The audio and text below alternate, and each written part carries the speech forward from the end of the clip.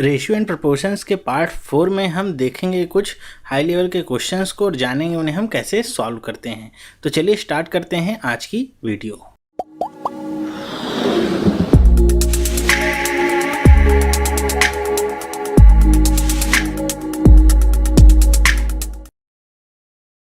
Hello, मेरा नाम चंद्रहास है। स्टडी स्मार्ट में आपका स्वागत है। दोस्तों, रेशियो एंड प्रोपोर्शंस के हमने 3 पार्ट पहले ही देख लिए हैं, तो अगर आपने वो तीनों पार्ट नहीं देखे हैं तो यहाँ पे नीचे मैं लिंक दे रहा हूँ, इस पर क्लिक करके आप उन्हें देख सकते हैं।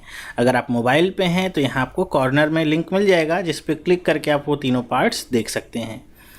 इस पार्ट 4 में हम देखेंगे रेशियो एंड प्रोपोर्शन से कुछ डिफ़िकल्ट क्वेश्चंस और जानेंगे कैसे उन्हें हम सॉल्व करेंगे। तो चलिए स्टार्ट करते हैं।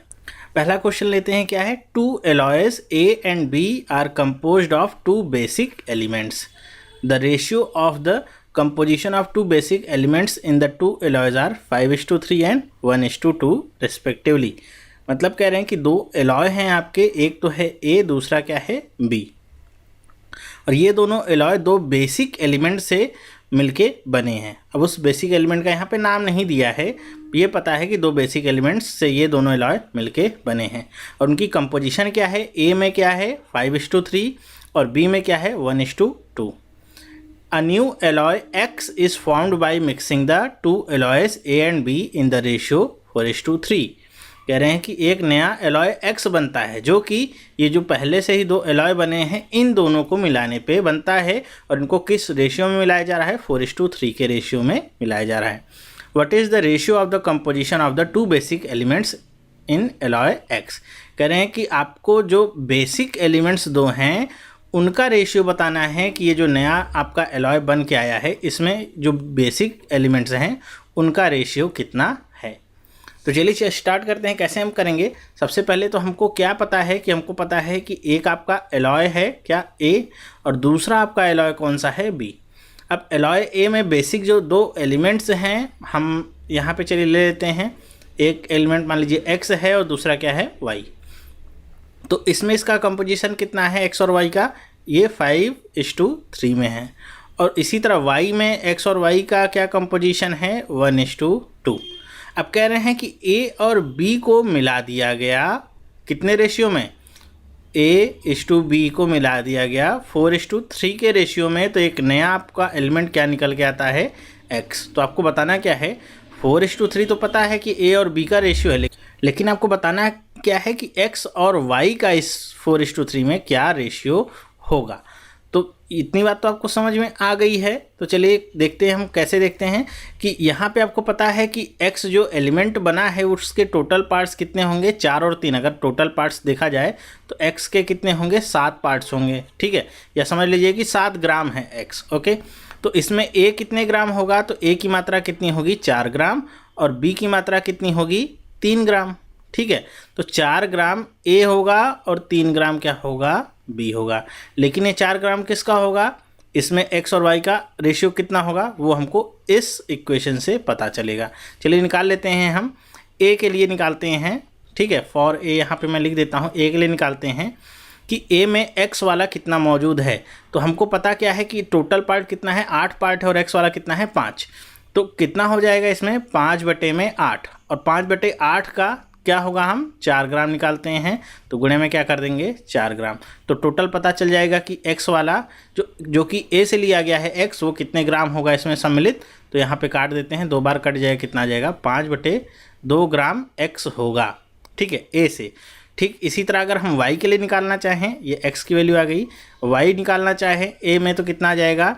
इसी तरह आ जाएगा 3/8, और टोटल मात्रा कितनी है? 4 ग्राम। तो काट देंगे, कितना आ जाएगा? ये 3/2 ग्राम, ठीक है। A और B से पता चल गया कि x और y की कितनी कितनी मात्रा ली गई है। इसी तरह हम B से निकाल लेते हैं। फॉर B में देखते हैं कितना है। B में x की मात्रा कितनी है? 1, और टोटल कितना है? 3। और यहाँ पे आपको पता क्या है? 3 ग्राम है, तो हम 3 से गुणा कर देते हैं। 3 ग्राम से काट देंगे, कितना आ जाएगा? 1 ग्राम, ठीक है। ये किसकी मात्रा आई? x की मात्रा आई कि B में से x की 1 ग्राम मात्रा ली गई है, और y की कितनी ली गई है? आ जाएगा 2/3, और इसे 3 ग्राम से गुणा करेंगे, कितना आ जाएगा? 2 ग्राम, ठीक है। अब आपको क्या पता है? A और B को ही मिलाया गया है, तो x और y का रेशियो कैसे हम निकाल सकते हैं, a से जितना x का है और b से जितना x का है दोनों को ऐड करेंगे। ठीक इसी तरह y a से और b से जितना है उसको दोनों को ऐड करेंगे हम, तो हमको पता चल जाएगा x क्या आ जाएगा यहाँ से 5/2 और यहाँ पे कितना है x, ये है 1 ग्राम प्लस 1 ग्राम, कितना आ जाएगा ये 2 1 कम 2 और 5 में ऐड हो जाएगा, कितना आ जाएगा 7/2 ग्राम।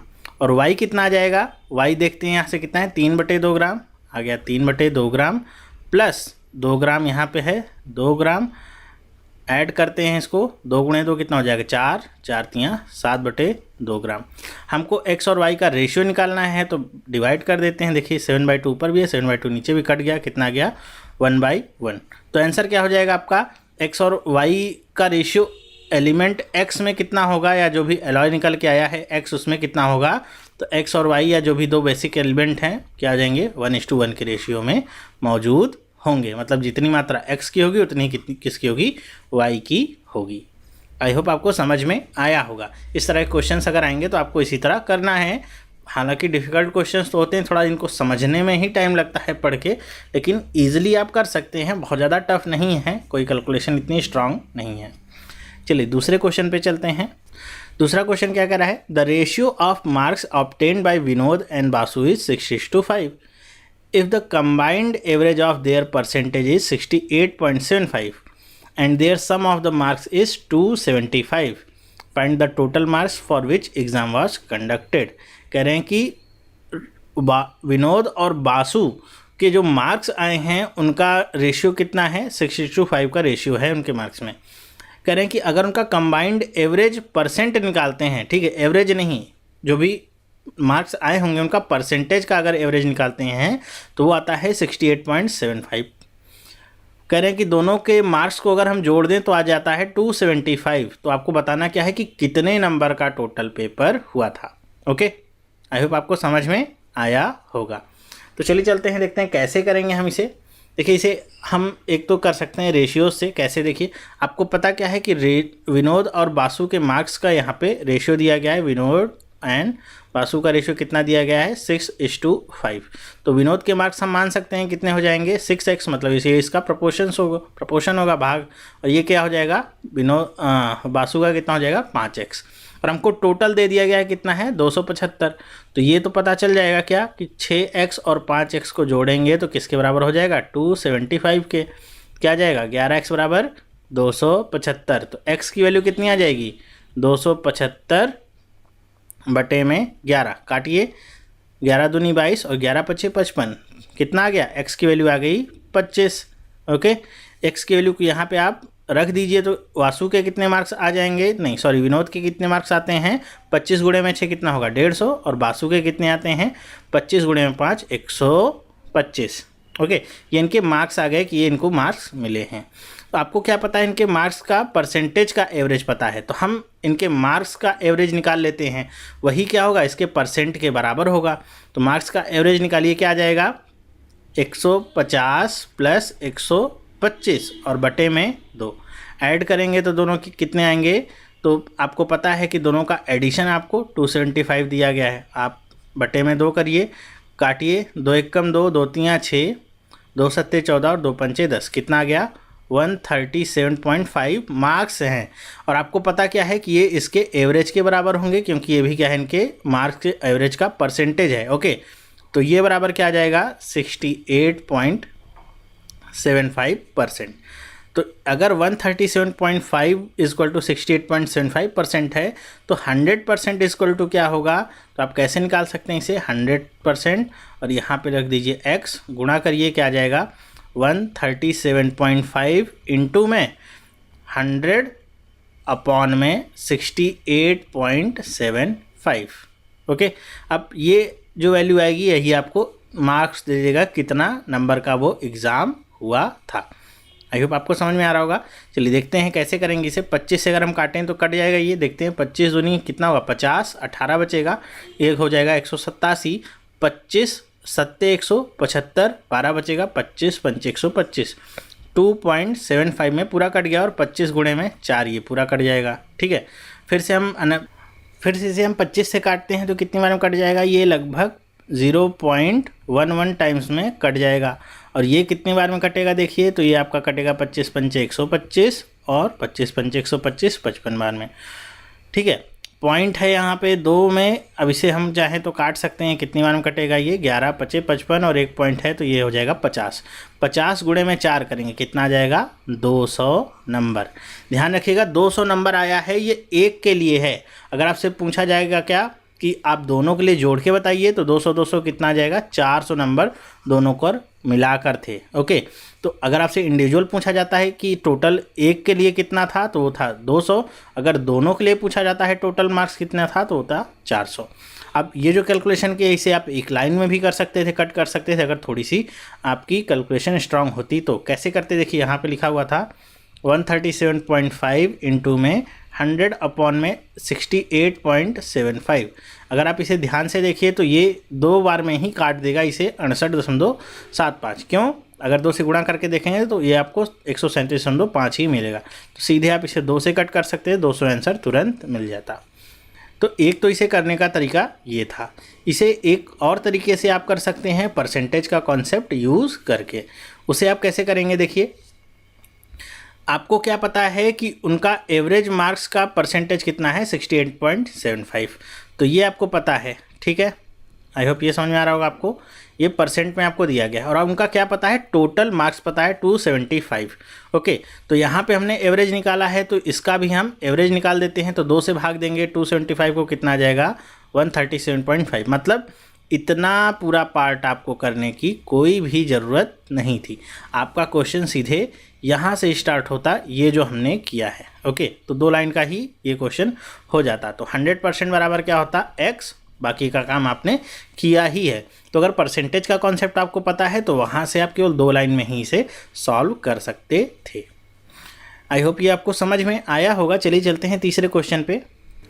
देखिए तीसरा क्वेश्चन क्या करा है, in a pocket of A the ratio of ₹1 coins, 50 पैसे कॉइन्स एंड 25 पैसे coins can be expressed by 3 consecutive odd prime numbers. अब ये टर्म आपके लिए बहुत इंपॉर्टेंट है। क्या कर रहे हैं कि ₹1, 50 पैसे और 25 रुपये का जो रेशियो मौजूद है किसी की पॉकेट, यहाँ पे ए दिया गया है कि पॉकेट में, वो कैसा रेशियो है, 3 कॉन्जिकेटिव ऑड प्राइम नंबर्स। मतलब एक तो क्या होना चाहिए, ऑड नंबर होना चाहिए, दूसरी बात कॉन्जिकेटिव होना चाहिए, मतलब लगातार समझते हैं ना आप। जैसे आपका अगर एक 7 लेते हैं तो फिर 9 लेंगे, फिर 11 लेंगे, लगातार वाले। और वो कैसा होना चाहिए, प्राइम नंबर भी होना चाहिए। इस तरह का रेशियो वो है, that are in ascending order. और वो कैसा होना चाहिए, असेंडिंग ऑर्डर में, डिसेंडिंग ऑर्डर में नहीं, कैसा, बढ़ते हुए क्रम में। फिर कहते हैं the total value of coins in the bag is ₹58। कह रहे हैं कि अगर टोटल वैल्यू कॉइन की कितनी है, 58 रुपीज़ है। इफ़ द नंबर ऑफ ₹1 50 पैसे 25 पैसे coin are reversed, find the new total value of coins in the pocket of ए।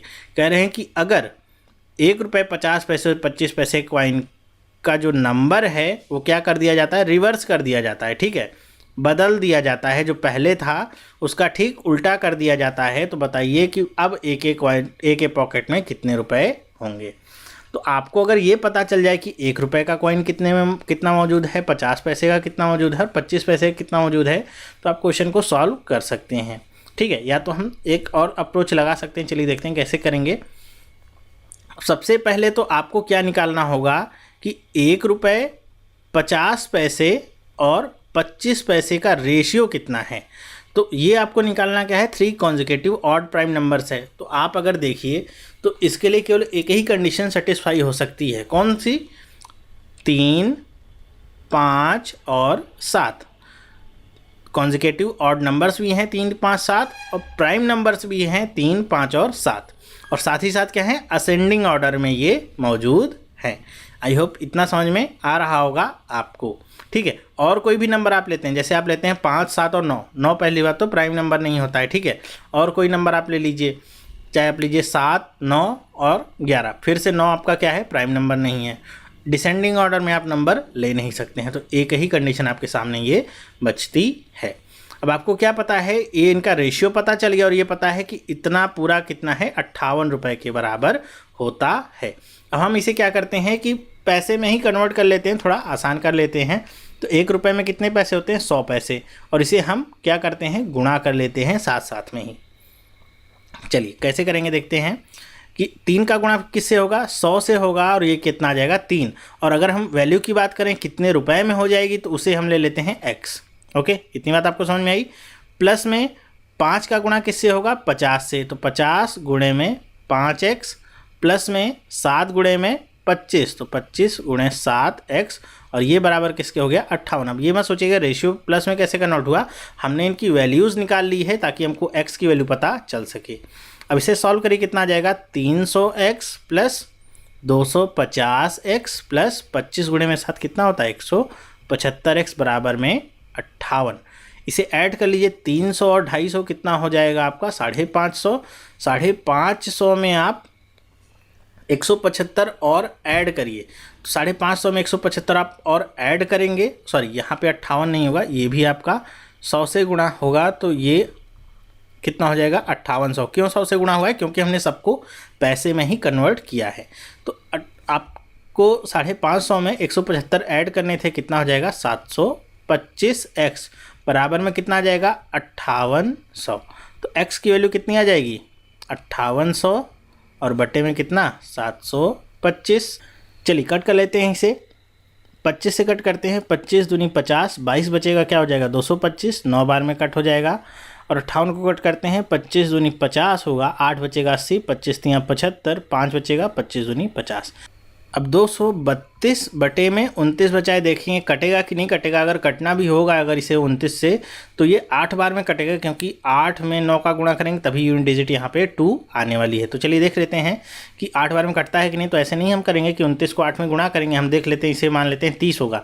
तो अगर ये 30 होगा, एक बढ़ा रहेगा, तो 30 गुणे में 8 कितना होता है? 240। लेकिन ये क्या है? 29, तो 8 माइनस कर लीजिए, कितना बच जाएगा? 232। तो 8 बार में पूरा ये कट जाएगा। तो x की वैल्यू कितनी मिल गई आपको? 8। ओके, x की वैल्यू 8 मिल गई है आपको। अब यहाँ से आप निकाल सकते हैं हर एक कॉइन की वैल्यू की कितनी संख्या में वो मौजूद रहा होगा। ठीक है, लेकिन अब हमको क्या पता करना है कि अगर इनके क्रम को बदल दिया जाता है, रिवर्स कर दिया जाता है, तो आपके सामने नई जो वैल्यू आती है उससे कितने कॉइन्स बनते हैं। तो कैसे निकालेंगे हम वो, चलिए देखते हैं।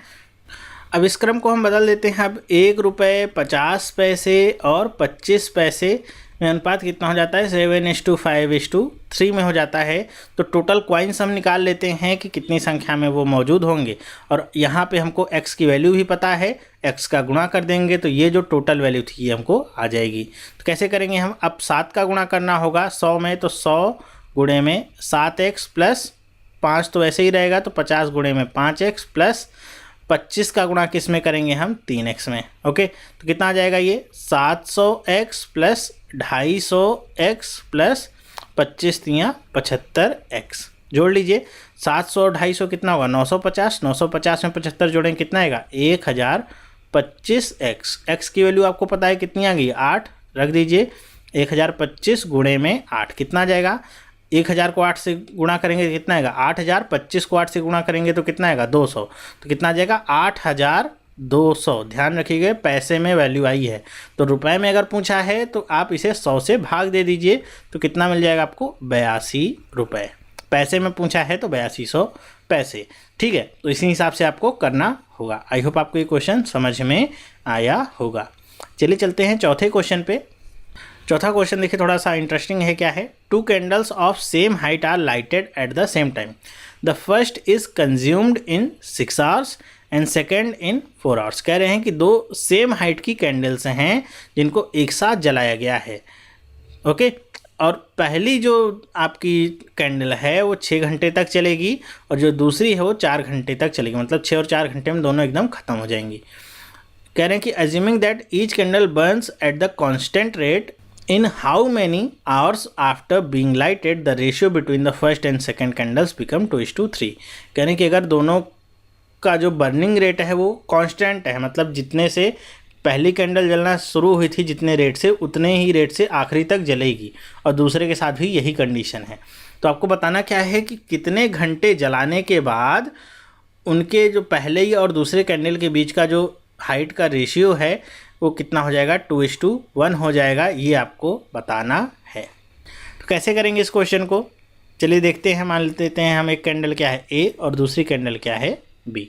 ओके, अब आपको पता क्या है कि शुरुआत में दोनों क्या हैं, सेम हाइट की कैंडल्स हैं। तो अगर उनकी हाइट हम एक एच लेते हैं, दूसरे की भी क्या होगी, एच, और करें एक साथ ही जलना शुरू हुई हैं, तो हमको क्या बताना है कि कितने घंटे के बाद वो जलेंगी कि उनके हाइट का जो रेशियो होगा 2:1 का रह जाएगा। और ऐसा क्यों है कि 2:1 का होगा, क्योंकि एक 6 घंटे तक जलेगी और दूसरी 4 घंटे तक जलेगी, मतलब 6 घंटे में पूरी ख़त्म हो जाती है और ये 4 घंटे में ही पूरी ख़त्म हो जाती है।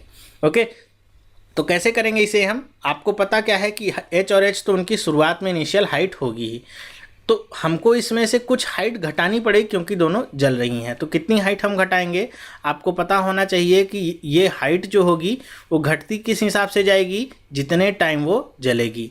तो टाइम के हिसाब से इसकी हाइट क्या होगी, कम होती जाएगी। और ए के लिए कंजम्पशन टाइम कितना है, 6 आवर्स का है। तो कितने घंटे के हिसाब से ये कम होगी, तो अगर हम मान लेते हैं टाइम क्या है टी और उसकी हाइट क्या है एच, तो टी × एच अपॉन में 6, इस रेट से वो घट रही होगी उसकी हाइट। और बी की हाइट इसी तरह कैसे घटेगी, अगर ये 4 घंटे में पूरी ख़त्म होती है और टी इसका टाइम है और एच इसकी हाइट है, तो ये टी × एच अपॉन में 4 के हिसाब से कम हो रही होगी। ओके, आई होप ये समझ में आया होगा आपको।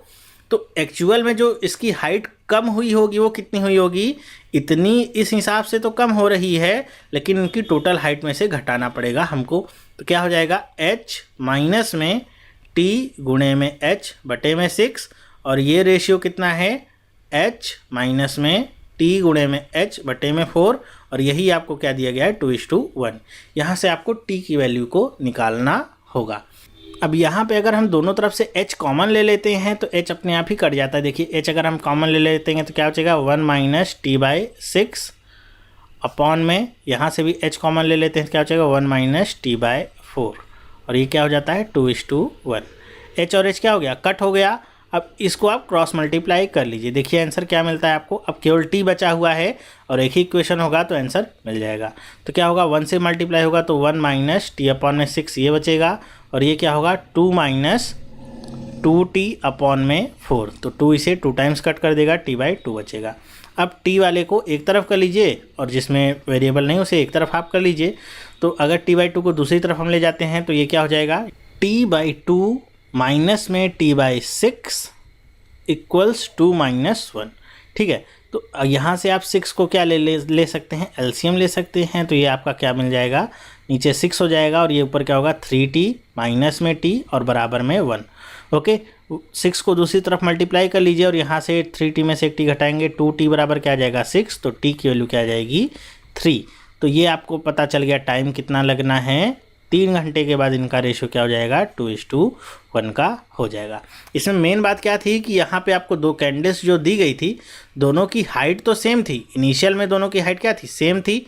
ओके, यहाँ पे आपको हाइट ये दोनों की सेम दे रखे थे, लेकिन यहाँ पे आपसे क्या बताया जा रहा था कि एक कैंडल आपकी 6 घंटे में जल जाती है और दूसरी 4 घंटे में ही, मतलब एक धीरे धीरे जलती है थोड़ा इस कैंडल से, लेकिन दोनों की जलने की रेट क्या है, सेम। मतलब इसकी सेम है और इसकी सेम है, शुरुआत से जो है वही आखिरी तक भी बनी रहती है।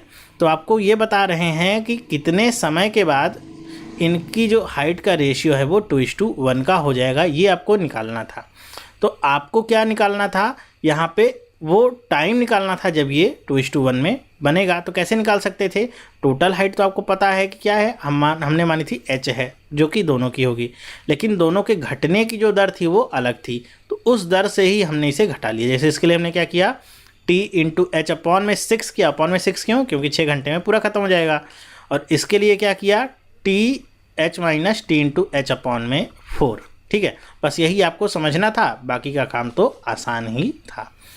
चलिए चलते हैं 5वें क्वेश्चन पे। चलिए 5th क्वेश्चन देख लेते हैं क्या कह रहा है। ये भी इंटरेस्टिंग क्वेश्चन है और ये आपका SSC CGL में आया हुआ क्वेश्चन है।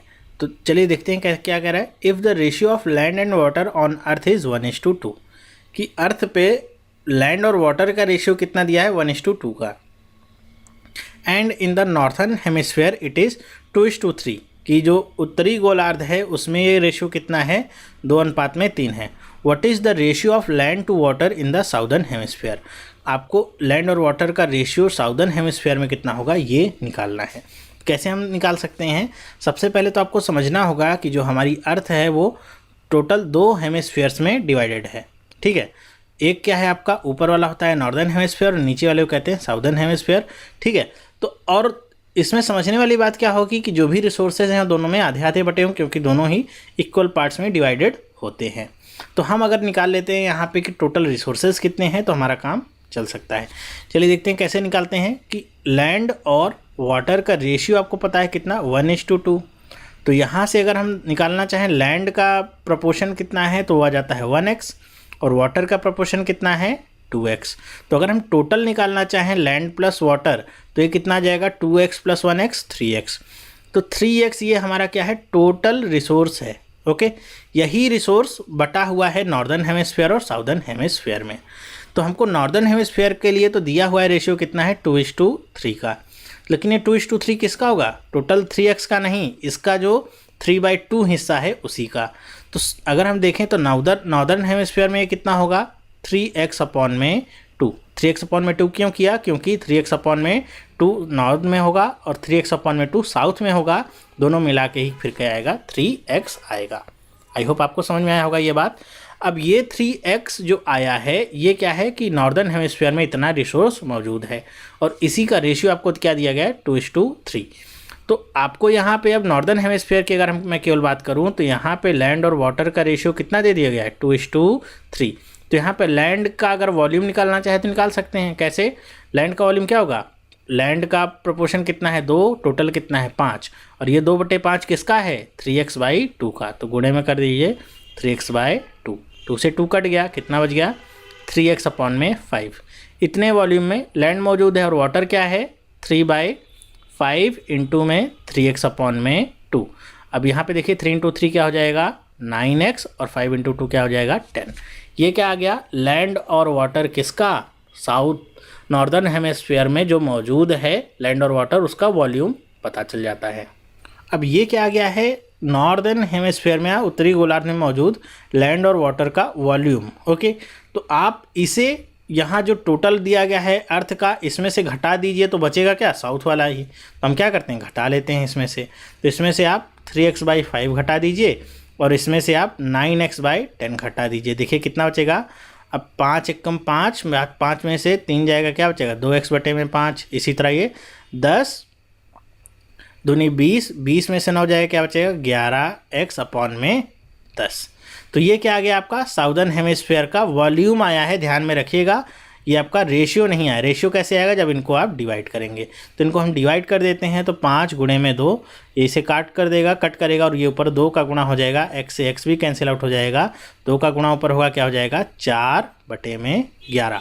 तो ये आपका आ गया क्या, साउदर्न हेमिस्फीयर का रेशियो। आई होप आपको ये समझ में आया होगा।